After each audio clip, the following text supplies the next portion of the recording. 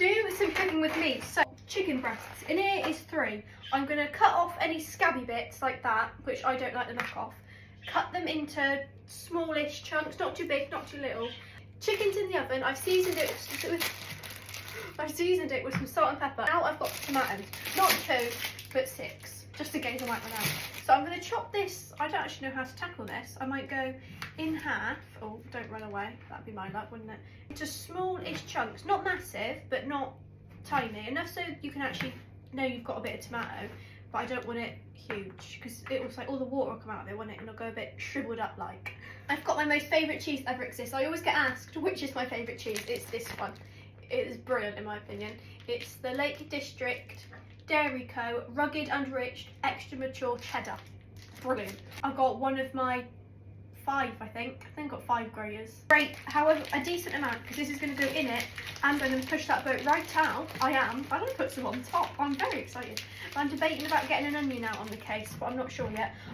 For the pastry, I've got not 1 but 2 just in case I might run out. And in the fridge, right, I've got ready rolled, so I've got more pastry than I know what to do with. But all sorts of ideas. That bit of hair is doing my head in today. It's like, why are you going to do that? Right, I'm going for self-raising flour.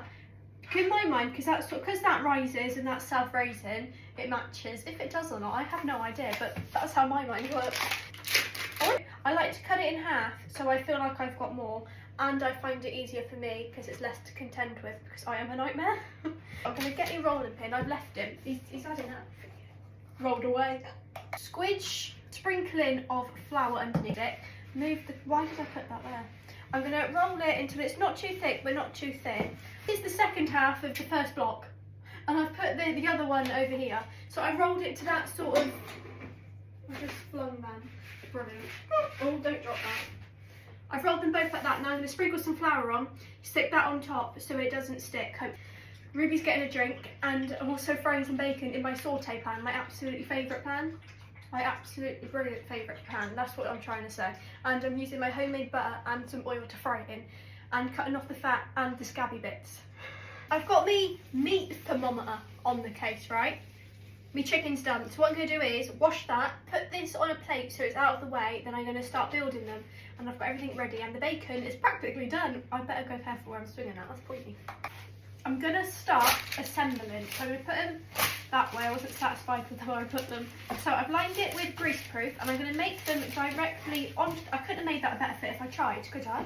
I'm quite chuffed with myself. I'm going to make them directly on the tray just so it makes my life a bit easier. I'm going to